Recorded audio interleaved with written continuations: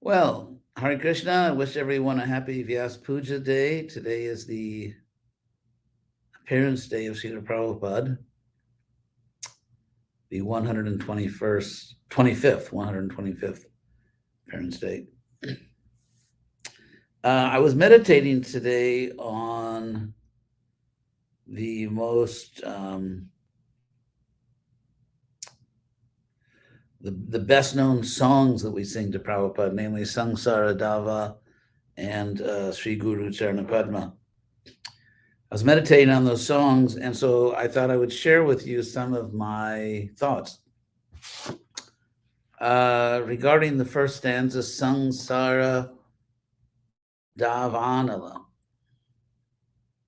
Sangsara Davanala Leedha Loka Tranaya Karunya Ghana Ghanatvam Praptasya Kalyana Gunar Navasya Vande Guru Sri Charanarvindam. Very beautiful Sanskrit composition. It's very advanced poetics. So this world, of course, is called samsara, the world in which we are repeatedly taking birth and dying. And this is not just theology or philosophy. This is real. As our bodies get older, even if your body is not at all old, there are so many dangers in this world. Padang, padang, jadvi, padang.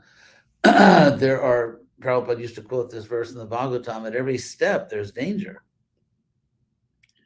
It is a dangerous world. Disease, we've seen in the last couple of years what disease can do. There's danger from criminal activities. There's accidents in which no one had any bad intention, but there's an accident at Yosemite National Park, and I'm sure other similar parks. Every year there's a number of people that die because they didn't read the signs. You know, they wanted to take a picture and it says don't go beyond this point, but they go beyond a point and then it's their last vacation for a while. So it's a dangerous world. And even if you're healthy and safe, still, as the body ages, you have to face that, so to speak, day of reckoning. You have to face that day when you're going to leave this body. And I always thought it was important that we leave this world as ladies and gentlemen. In other words, to leave this world terrified because I'm leaving my body, there's something just, well, undignified about that. And if we've had the great fortune to have contact with a pure devotee like Prabhupada, a great acharya, then it's our responsibility to rise to the occasion. So samsara is compared in this song, Sangsara Davanala. Davanala means forest fire. Forest fires are, they're not insignificant. So Sangsara Davanala Leedha Loka. Loka, of course, means the world. The world is, and then Leedha, this word Leedha comes from the verb li, L-I-H, which means to lick, actually. And in English also, it's very common in poetic English to talk about the flames of a fire, so to speak, licking, because fires are like that. So Lita means licked, or I'll Sanskrit, because it's very interesting. It means licked, tasted, devoured, consumed, or destroyed. So the world, loka, is Lita loka. It's being devoured. It's being consumed, destroyed by this forest fire of samsara. So it's a very nice image because Lita, which can literally mean licked, and that's what a fire does. Even if you listen to a fire burning wood, it sounds like it's sort of chomping on it, it's eating it, it's licking the wood. But Lita can also mean destroyed. So the world's being destroyed, consumed, devoured.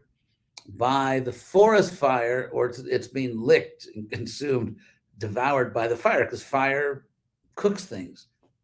It's with heat that we cook things. We bake bread, or that you fry things, and so it's it's simple, but it's actually a brilliant metaphor. Sangsara davanala lida loka tranaya. So trana means saving, and so in order to save the world, which is being consumed by the forest fire of samsara, repeated birth and death, to save that world, samsara davana lalita loka tranaya karunya ghana ghanatvam praptasya. And of course, the word praptasya, anyways, genitive case, and it goes with guru, Bande Guru. It refers directly to the word guru grammatically. So prapta means that one has achieved or taken on. I'll give you some meanings from the Sanskrit dictionary. Praptasya, attained to, reached, arrived, accomplished. So, in other words, the guru, the bona fide spiritual master, of course, Prabhupada is our exemplar. Prabhupada is the perfect example of an advanced spiritual master. And so Prabhupada has taken on, he has achieved or attained or simply taken on Gana Ganatvam, the position of being of rain clouds. So Gana, it's interesting because Gana can mean a cloud, but Gana can also mean very thick. It's very, the poetry, Vishwanath Chakravarti Thakur has a very interesting composition. So it's a massive clouds, but a very thick massive clouds, indicating rain clouds. And Twam means the condition of being that. So the spiritual master, in this case Prabhupada, of course, our exemplar, has taken on the position of rain clouds, Kalyana Gunarnavasya, because he is an ocean of Kalyana Guna, of good qualities. The word Kalyana is a very beautiful word in Sanskrit, which means, one second, Kalyana Guna means Kalyana qualities. Kalyana means beautiful, agreeable, illustrious, noble, generous, excellent, virtuous, good, beneficial, salutary, which means healthy, auspicious, happy, prosperous, fortunate. So it's a super positive word: beautiful, agreeable, illustrious, noble, generous, excellent, virtuous, happy, prosperous. So Kalyana Guna. And Arnava means ocean. So Kalyana Guna Arnavasya, of the one who is an ocean of these beautiful, virtuous qualities. Now, again, the rain clouds, they get their precipitation, their moisture from water. So you have this analogy running through. You have this forest fire, which is licking the world in the sense of destroying the world. And then you have Prabhupada, or great guru, who has, because of having been an ocean of beautiful, good, virtuous qualities, has taken on the quality of being rain clouds. So from the ocean of the guru's goodness, from the ocean of his goodness, he produces these rain clouds that put out the fire of material existence. So as I said, Vishwanath Chakravarti Thakur, very beautiful composition. Sangsara Davana Lalita Loka Tranaya Karunya, and Karunya Gana Ganatvam. Actually, Karunya Gana Ganatvam means rain clouds that are personified mercy. Because Karunya, of course, comes from the word Karuna, which means mercy. So Karunya from that word meaning compassion. So the rain clouds of compassion, the guru, because the guru is an ocean of these beautiful, virtuous qualities, the guru has taken on the role of being these rain clouds of mercy, rain clouds of mercy. So again, you have the ocean rain cloud connection, you have the forest fire, and then the word li, licking, as flames do, or destroying the world. So all this is very beautiful poetry. Sangsara davana lalita loka chanaya karunya gana ganatvam praptasya kalyana gunarnavasya vande guru sri charanaravinda. So I worship literally in Sanskrit the foot lotus. I worship the lotus feet of the guru who is all these things. So since we can achieve the perfection of life from Prabhupada, immortality, full happiness in this life, full understanding of Krishna consciousness, everything. I mean, Prabhupada is like a desire tree that can give us all that is most worthy of being desired. And so what does Prabhupada want? What does he want from us? What's the deal, so to speak? Prabhupada simply asked us to love Krishna. He never said, love me, like some of these clownish gurus. But Prabhupada said, love Krishna. And he said, if you do love Krishna, and if you understand Krishna, then teach others, spread this knowledge to others, spread Krishna consciousness. So Prabhupada is asking us to perfect our lives and then to help others perfect their lives. So every year on this day, I make my appeal, my annual appeal that whatever condition we're in,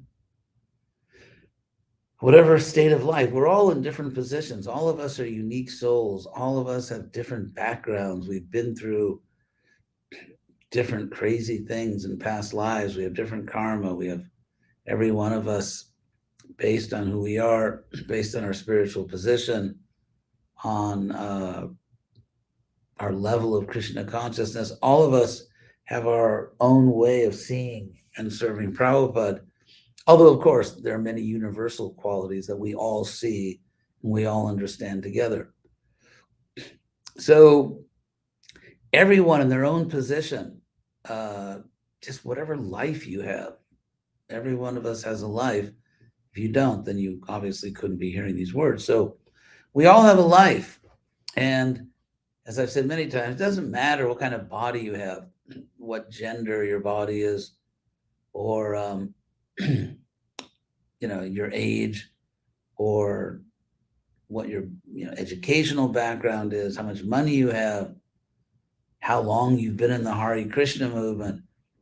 Ultimately, every one of us has exactly the same opportunity. Krishna says in the Bhagavad Gita, Samoham Sarva Bhuteshu, I'm equal to all living beings. So we all have exactly the same opportunity to surrender to Krishna. It's a very personal thing. It doesn't matter, like I said, gender, age, race. It doesn't matter how long you've been in the movement. You just have to do it. Every one of us is an eternal soul. Every one of us is equally part of Krishna. And every one of us has exactly the same opportunity from wherever we are now to offer ourselves to Krishna. And we do that. Of course, we do it by chanting and it's an activity of the heart. We also do it by trying our best to help Prabhupada, help to spread Prabhupada's mission. He gave his life for this mission. And if you want to become dear to Krishna, try to help Prabhupada to do that. That's really what it's about. I mean, the anecdotes about Prabhupada are very nice, and we can tell anecdotes, as much as we want. However, if you hear all these anecdotes, yes, once I was with Prabhupada and this happened, and once I was with Prabhupada and that happened, that's all good. but does it inspire you? Does it lead you to actually spread Prabhupada's mission? Prabhupada was not interested in establishing a personality cult. I mean, I don't mean to say we shouldn't talk about his pastimes. Of course we should. But that was not Prabhupada's desire. It's not that Prabhupada is very pleased just because you're telling all these stories about him. I'm not saying don't tell the stories. I'm just saying Prabhupada was pleased. If you went into Prabhupada's room and said, Prabhupada, that was so nice, the way you smiled at me and this and that, he'd probably just look at you like, why did you come to tell me that? If you went into Prabhupada's room and said, Prabhupada, we opened a temple, we're selling books, we're doing this or that, you would get his attention. So we're all, like I said, in different situations, men, women, some people have families. But everyone, if you think about it, you can find a way to be useful to Prabhupada. And that's what it's all about. It's about being useful to Prabhupada and not useless. That's what it's all about. And if you're not sure how you can be useful to Prabhupada, ask someone you trust. And I've always believed that these Vyasa-Puja days, these celebrations, are really meant for that. They're meant for us to rededicate ourselves, get serious again, and try very hard to find the best way or continue in the best way to please Prabhupada by spreading his mission, which is actually, of course, Lord Chaitanya's mission. So that is what I thought I would say. Let me see if anyone asks any questions. I have a god brother who left his body today. His name was Payonidi, Milk Ocean. He was Milk Ocean Das. And a very nice devotee, originally from Argentina. And when I was GBC, he's temple president, I think, in Lima for a while. And anyway, someone I knew personally. I hadn't really spent much time with him, or hardly any time with him in many years, except perhaps the rare visits I made to Lima. But Krishna took him away today on the auspicious day of Prabhupada's appearance. So we can all ask Krishna to give him special mercy. Let's see if there's any. No. So thank you all for showing up for this brief little class, Vyasa-Puja. I know there are many, many celebrations going on around the world, as there should be. So I may be speaking tonight. I was invited by Chandrasekhar Acharya Swami in New York to be one of the speakers at the New York celebrations. We'll see about that. Anyway, thank you all very much, and let us really try to do something for Prabhupada. Hare Krishna.